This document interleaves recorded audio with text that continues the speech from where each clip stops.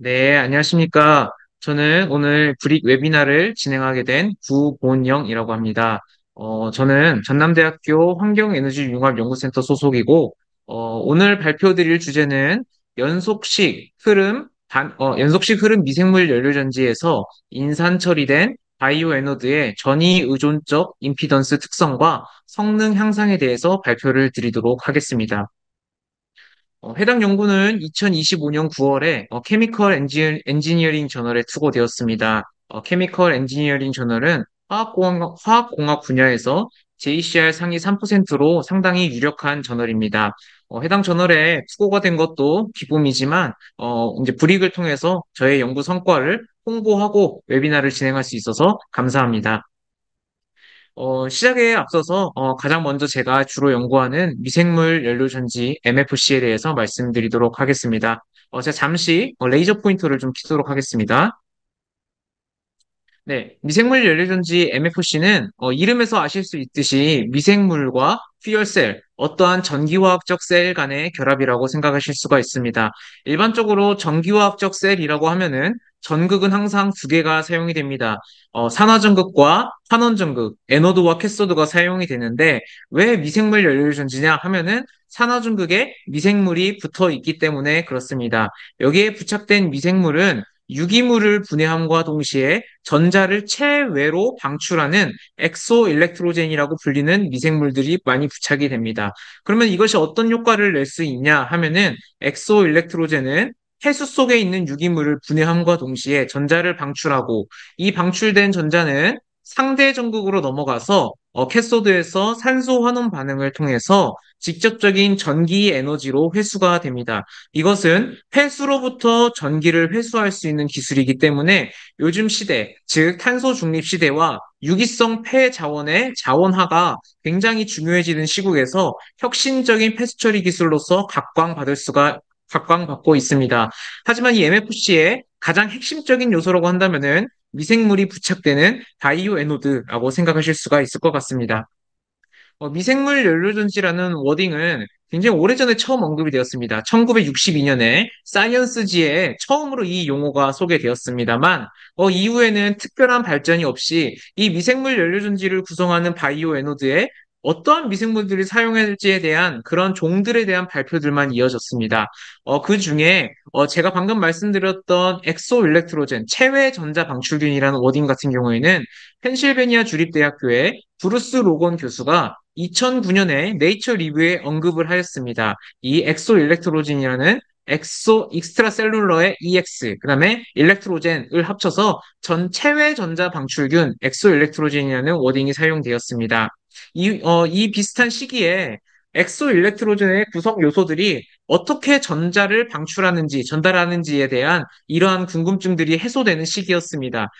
이 네이처에 투고됐던 이 논문 같은 경우에는 2005년에 투고되었는데, 여태까지는 단순하게 미생물이 전극 표면에 부착되어서 직접적으로 전자를 전달하는 것만 고려가 되었었지만, 이 네이처 논문에서는 지오박터 미생물이 나노와이어라고 하는 전도성 필리를 발현을 시켜서 이렇게 그물망처럼 발현을 시켜서 전극과 어느 정도 떨어져 있음에도 불구하고 이 필리를 이용해 전자를 전달할 수 있다는 것을 발견하여서 연구가 보고되었습니다. 뿐만 아니라 전자방출균의 또 다른 대표적인 균인 슈아넬라균 또한 나노와이어를 통해서 전자를 방출한다는 특징이 발견이 되었습니다. 이렇게 미생물 연료 존재의 가장 핵심 요소인 바이오 에너드를 구성하는 미생물들의 전자 전달 경로는 어느 정도 연구가 되었습니다. 하지만 이 미생물 연료전지의 바이오 에노드의 특성과 전기화학적 특성을 알지 못하는 이상 이 시스템을 실용화하는 것은 제한이 되고 버벅거릴 수밖에 없었습니다. 제가 한 연구는 무려 지금으로부터 한 14, 15년 전으로 거슬러 올라갑니다. 저희 지도 교수님이셨던 정석희 교수님이십니다. 정석희 교수님은 15년 전에 펜실베니아 주립대학교에서 박사과정으로 연구 중이었습니다. 이때 교수님은 임피던스라는 기법을 이용을 하여서 바이오 에노드의 특성을 규명하고자 하였습니다. 그럼 여기서 사용된 임피던스라는 무엇이냐 하면은 여기 보이는 이 그래프가 대표적인 임피던스 데이터 표현 방법입니다. 비파괴적으로 일정한 생물막의 저항 요소를 측정을 할 수가 있습니다.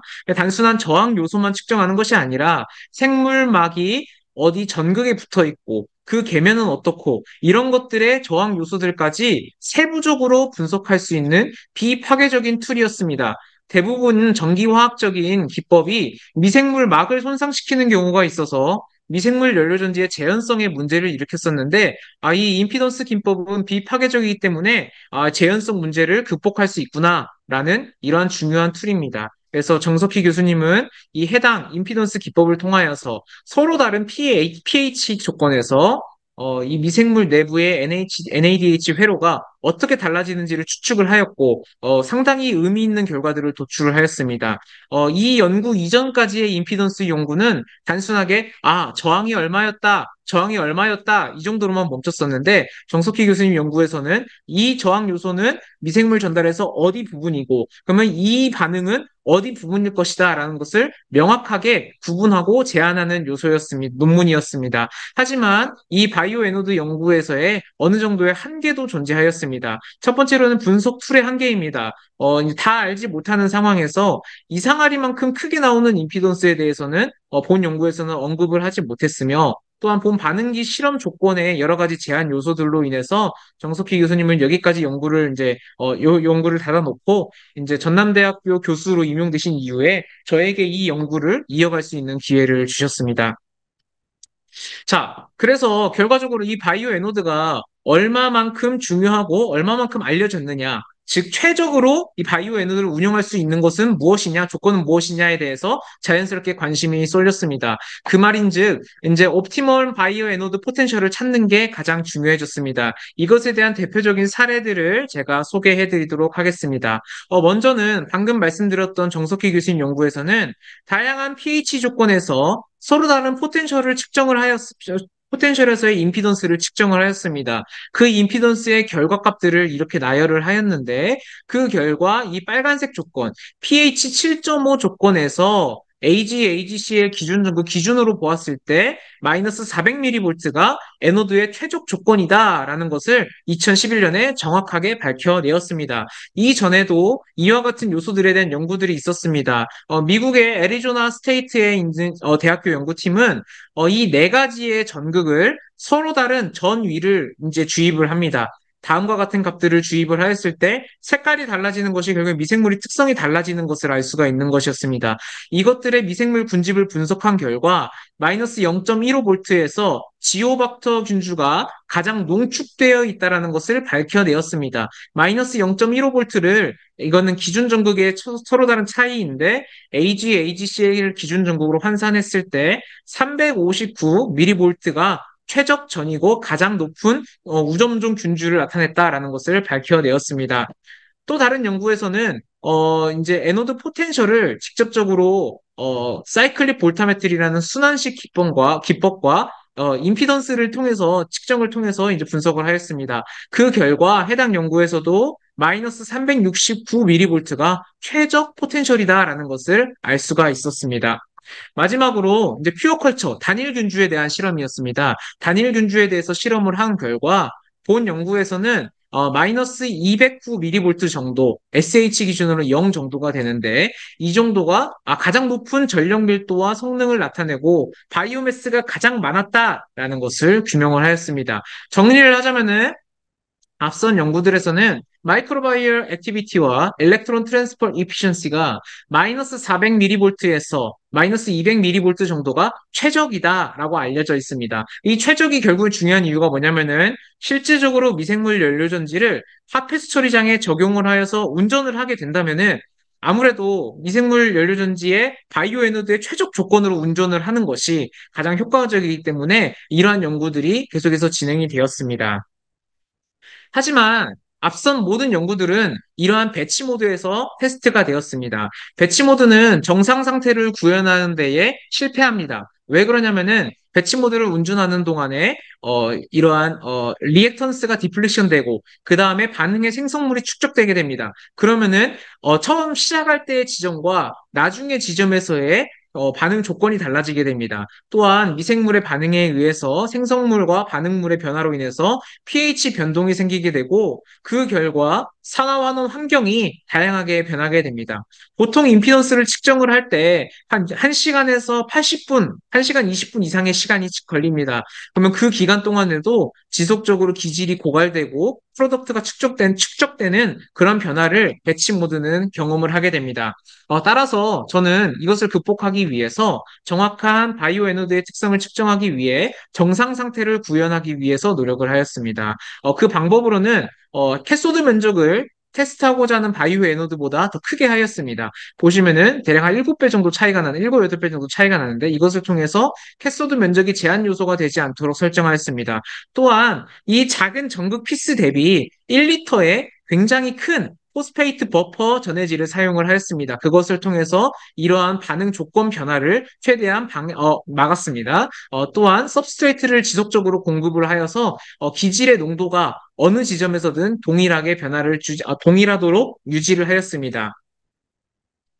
따라서 본 연구는 이러한 조건에서 EIS와 폴라리제이션 테스트를 통해서 미생물 전극의 전기화학적 특성을 규명하고자 하였습니다. 이를 위해 처리하지 않은 카본 펠트와 포스포릭 액시드, 인산염 처리한 카본 펠트를 두 가지 에너드로 테스트를 하였고, 폴라리제이션 테스트 결과를 통해서 얻어진 대표적인 5개 지점에서 임피던스를 측정을 하였습니다. 보통 임피던스를 측정을 할 때에는 어떠한 전극에 전 윗값을 넣어서 측정을 하게 됩니다. 그래서 전 윗값을 폴라리제이션 테스트를 통해서 획득을 하였습니다. 그리고 임피던스는 측정하고 난 다음에 분석을 해야 되는데 분석은 일반적으로 이퀴밸런트 서킷을 통해서 분석을 해야 됩니다. 저는 여기에서 이렇게 세 가지의 이제 저항 요소로 구성되었으며 확산 저항 요소를 포함하고 있는 이퀴밸런트 서킷을 이용을 하였습니다. 따라서 본 연구의 목적은 첫 번째로는 바이오 에노드의 성능 비교입니다. 처리하지 않은 CF와 인산염 처리한 CFP의 성능을 비교하고자 하였습니다. 또한 두 번째로는 개질된 전극의 임피던스 특성과 성능이 어떤지, 어떻게 변화를 주는지 그런 것을 확인하고자 하였습니다. 또한 세 번째로는 정상 상태에서 그렇다면은 바이오 에노드의 최적 포텐셜은 무엇인가에 대해서 규명하고자 하였습니다. 실험 설계는 대략적으로 다음과 같습니다. 앞서 언급드린 대로 MFC는 1리터 규모로 설계가 되었습니다. 에노드는 다음과 같이 설계가 되었는데 각 전극별 2개씩 해서 처리하지 않은 CF, 그다음에 처리한 CFP 이렇게 두 가지가 조성이 되었습니다. 캐소드는 활성탄 기반의 외기 환원 전극을 이용을 하였고요. 그다음에 중요한 것은 이제 바이오 에너드의 접종 영역입니다. 접종할 때에는 광주 하수처리장에서 직접적으로 저희가 1차 침전지와 그다음에 생물 반응주 유출수를 적정한 배합으로 조합을 하여서 미생물을 접종을 하였습니다. 미생물을 접종을 할 때 외부 서킷으로 캐소드와 에노드를 연결해 놓고 난다면은 아무래도 전자 방출균이 주로 우점종되는 미생물 전극이 완성이 되게 됩니다. 접종이 일주일간 잘 된 이후에는 50mg몰의 포스페이트 버퍼 솔루션과 10mg몰의 아스테이트를 기준으로 주입을 하여서 정상 상태를 계속해서 유지하였습니다. 이렇게 9주 정도 바이오필름을 성숙시켰습니다. 이렇게 성숙하는 기간 동안에도 정상 상태를 유지하였으면서 전기화학적 테스트를 할 때에는 실제 하수처리장에서 생물 반응조 운전 조건인 HRT 3시간에서 4시간 사이를 유지하기 위해서 다음과 같은 조건을 적용을 하였습니다. 네, 그 결과 가장 먼저 파워 덴시티와 폴라리제이션 비헤비어에 대해서 말씀을 드리겠습니다. 이 실험은 이제 MFC 반응기를 최대 성능을 나타내는 OC 부위로부터 순차적으로 떨어뜨립니다. 셀 볼테이지를 떨어뜨리게 되면은 그 가운데에서 전류 생산과 전압값이 변하기 때문에 전력값을 우리가 예측할 수 있습니다. 그래서 여기 보이는 이 그래프는 파워 덴시티, 전력 밀도를 나타낸 파워 덴시티이고 이쪽은 각각의 일렉트로드의 포텐셜에 대해서 나타낸 그래프입니다. 보시면은 위에 쪽은 캐소드에 관한 영역이며 아래쪽은 에노드에 관한 영역입니다. 자, 다음과 같은 결과를 통해서 보았을 때 포스포릭 애시드 트리트먼트가 자, 여기 보시면은 에노드 저항을 105% 정도 감소시켰습니다. 저항을 어떻게 구하냐면 V는 IR을 이용을 해서 여기 해당 분극의 기울기가 분극 저항이 되겠습니다. 에노드 분극 저항이 CFP에서는 35ohm였는데 CF에서는 62ohm였습니다. 아, 포스포릭 엑시드 트리트먼트가 저항을 감소시키는구나. 이것을 통해서 파워, 전력과 전류 생산 성능 또한 CFP에서 대폭 확대되었습니다. 전력 밀도 같은 경우에는 133%, 전류 밀도 같은 경우에는 74% 증가하는 것을 확인하였습니다. 그에 반해 캐소드의 분극 저항 같은 경우에는 CFP와 CF에서 모두 21ohm로 일정하였습니다. 이것을 통해서 캐소드가 성능 제한 요소로 작동하지 않고 있구나, 내가 설계한 대로 잘 되고 있구나라는 것을 확인할 수가 있었습니다. 그래서 표면 분석을 통해 그럼 에노드 표면이 어떻게 개질되었는지 확인을 하였습니다. 먼저는 XPS 분석 결과, 여기 보시면은 포스포릭 엑시드 처리한 XPS의 O1S에서의 약간의 그 쉬프트가 보였고, 이것이 P2P, 이제 포스포릭, 인기가 추가로 부착되는 것을 알 수 있었습니다. 원소 비중에서도 증가하는 것을 확인할 수 있었고, 샘 사진 측정 결과 아무것도 없이 매끈했던 CF 대비 어느 정도의 약간의 균질하지 않은 비균질적인 구조가, 무엇인가 부착된 구조가 형성됨을 확인할 수가 있었습니다. 자, 그렇다면은 왜 인산염 처리가 에노드의 성능을 향상시켰을까에 대한 추론을 해보았습니다. 생각해 보았을 때 저희가 모두 일반적으로 알고 있는 부분은 박테리아가 pH 4.5 부근에서는 표면이 네거티브 찰지를 띠고 있습니다. 네거티브 찰지를 띠고 있는데 일렉트로드를 인산염 처리했을 때 이 표면도 네거티브 찰지를 띠게 됩니다. 그러면 다들 아시는 것처럼 네거티브면은 이거는 전기적 반발성을 띠게 되어서 오히려 부착을 저해해야 합니다. 하지만 그 결과와는 반대로 P 트리트먼트가 성능을 향상시켰기 때문에 몇 가지 가설을 세워보았습니다. 첫 번째로 포스페이트 그룹이 COP 결합을 만들었다는 것입니다. 지금 무슨 말이냐면은 여기 탄소에 있는 C, 탄소 펠트에 있는 C, 그 다음에 옥시즌 그리고 P, 이 결합을 통해서 여기 전극 표면이 극성과 하이드로필리스 친수성이 증가했다라고 생각을 해보았습니다. 친수성이 증가하게 되면은 결과적으로 이 전극이 맞닿아 있는 전해질이 있는데, 이 전해질과 전극의 계면에 있는 물 간의 H본딩, 수소결합이 증가하고 강력하게 됩니다. 이 수소결합이 증가하게 되면은 이것에 끌려서 미생물의 직접적인 부착이 향상되었을 것이고, 이것을 통해서 체외 전자 전달이 가속화되었을 것이다 라고 추측을 해보았습니다.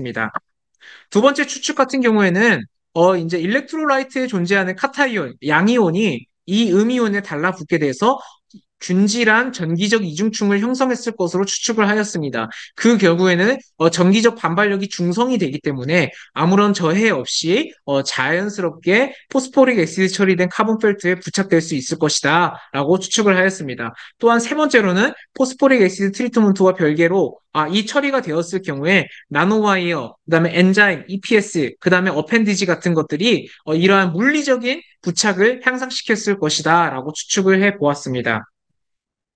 뿐만 아니라 그 다음 가설로는 포스페이트 그룹의 이제 높은 에너지 밀도를 갖고 있는 옥살린산 같은 옥살린 인산염 같은 그러한 그룹들에 의한 영향으로 추측을 해보았습니다.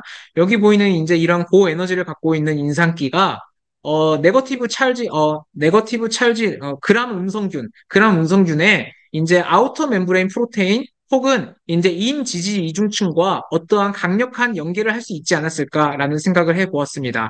그래서 그것을 통해서 이 강력한 결합, 인지질과, 그러니까 이것은 그람 음성균이 이러한 인산염 처리에 효과가 있다는 것을 확인을 하였기 때문에 추측을 할 수 있었는데, 반면에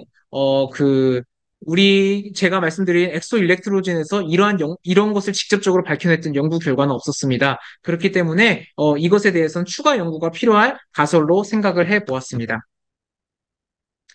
자, 그래서 폴라리제이션 테스트 결과를 통해서 5개의 지점을 선정을 하였습니다. 5개 지점 선정 기준은 가장 첫 지점, OCP, 오픈 서킷 포텐셜, 그 다음에 끝 지점, 그 다음에 Pmax, 맥시멈 파워 덴시티를 생산했던 가운데 지점을 설정을 하였습니다. 그리고 1번과 3번의 가운데, 3번과 5번의 가운데를 선정을 하여서 각각 CF에서 5개, CFP에서 5개의 지점을 설정을 하여서 임피던스 측정을 하였습니다. 임피던스 측정하고 분석하는 것에 대해서는 다른 연구들에서보다 조금 더 진보된 이퀴밸런트 서킷을 사용을 하였습니다.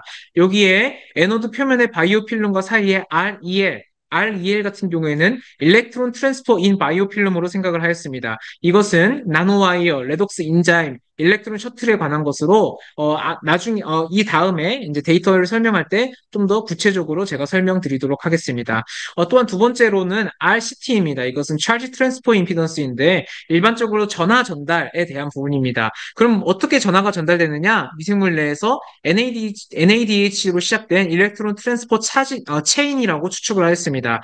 그리고 마지막으로 이제 이 바깥으로 확산되는 부분은 이제 확산 저항인데 우리가 단순하게 생각하는 기질의 확산뿐만이 아니라 미생물 내부의 확산 개수의 증가까지도 포괄적으로 분석할 수 있도록 하였습니다.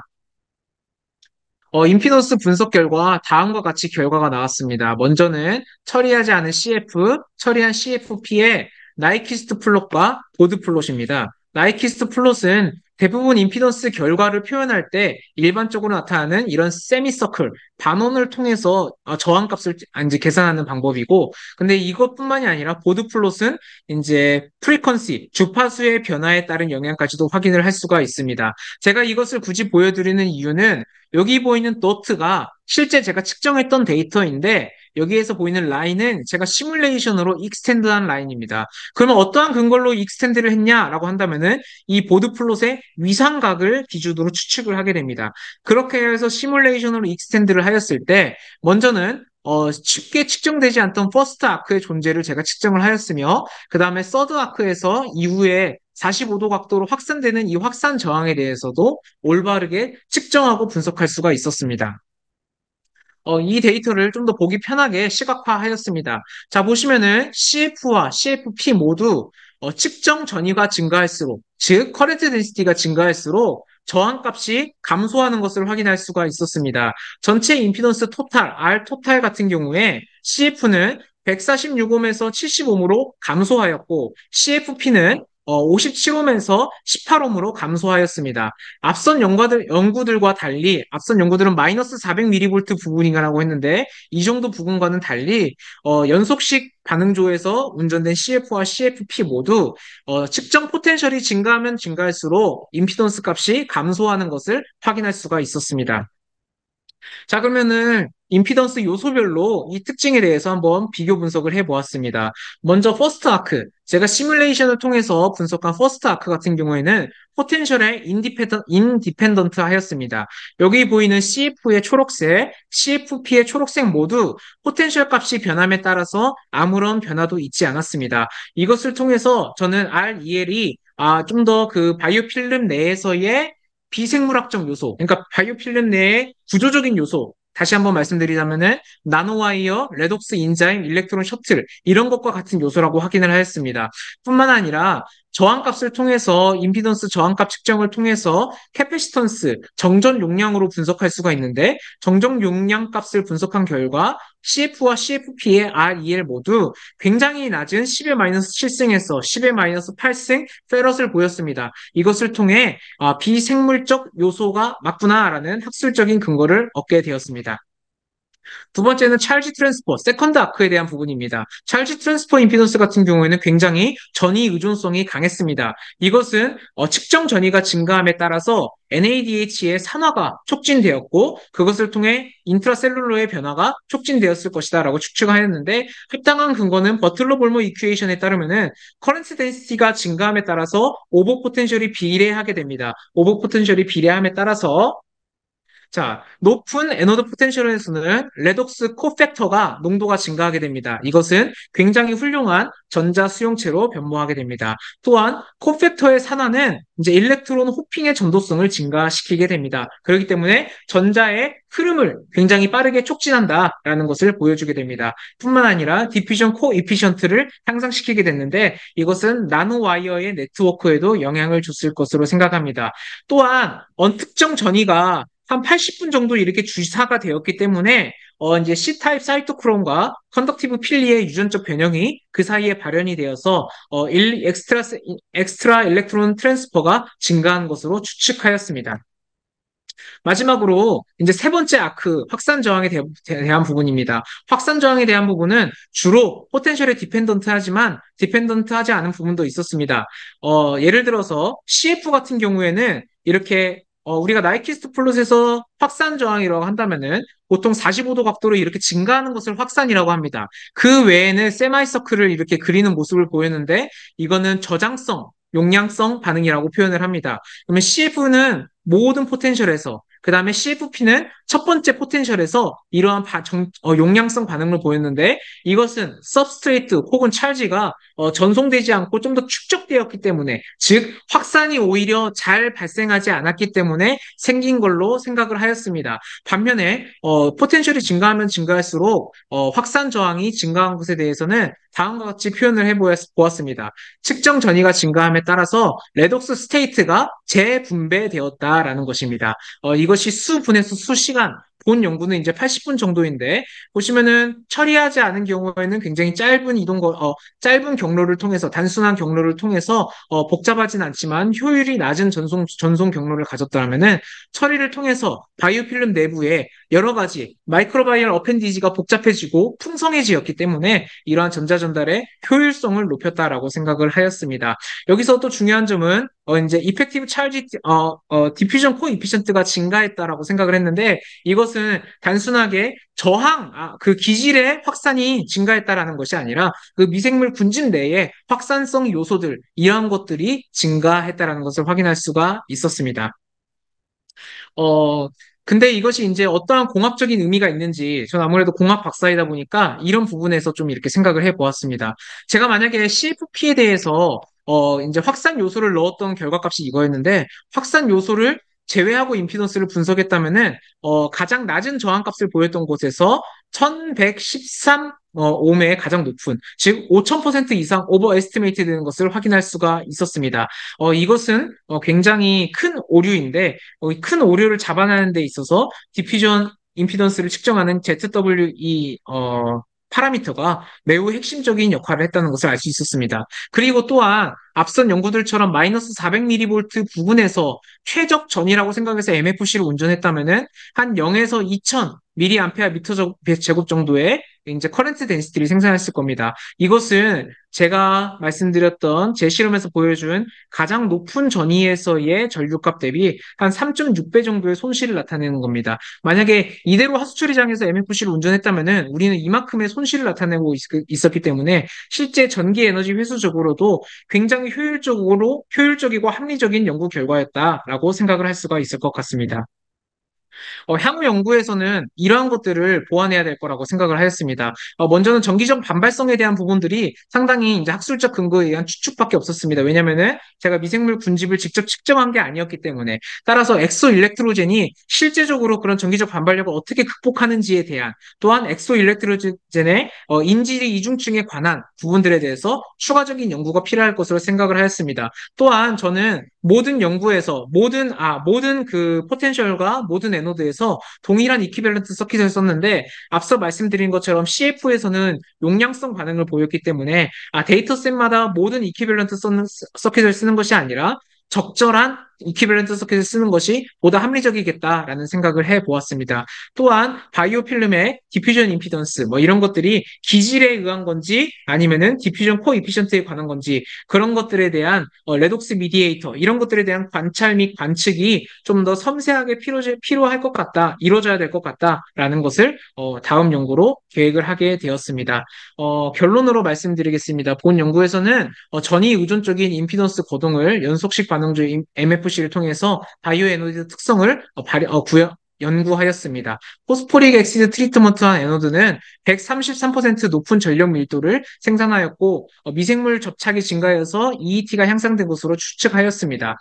저는 REL, RCT, ZW라는 이러한 이퀴밸런트 서킷을 이용을 하여서 바이오 에너드의 임피던스 특징을 정확하고 정량적으로 구분을 하였습니다. RCT가 포텐셜 의존적으로 감소한 것에 대해서는 레독스 코팩터의 산화에 대한 부분인 것으로 확인을 하였습니다. Z2W 같은 경우에는 이제 레독스 코팩터의 재분배에 의한 것으로 단순한 기지의 확산이 아니라 미생물 내부 구조의 확산성 요소들의 재분배인 것으로 확인을 하였습니다. 또 의미 있는 내용은 에노드 바이오필름이 한 80분 정도의 실험 측정에서도 그러한 확산성 구조의 변화가 유발될 수 있었구나라는 것을 확인할 수가 있는 연구였습니다. 네, 제가 준비한 내용은 여기까지고 실제 실험을 했던 반응기였습니다. 이러한 전극들을 만들었고 말씀드렸던 저의 지도 교수님과 제 사진이었습니다. 제가 준비한 발표는 여기까지 있습니다. 혹시나 의문사항이나 질문사항이 있으시면은 지금 질문을 주셔도 좋고 제 연락처나 메일로 문의를 주셔도 좋을 것 같습니다. 네, 이상입니다. 감사합니다.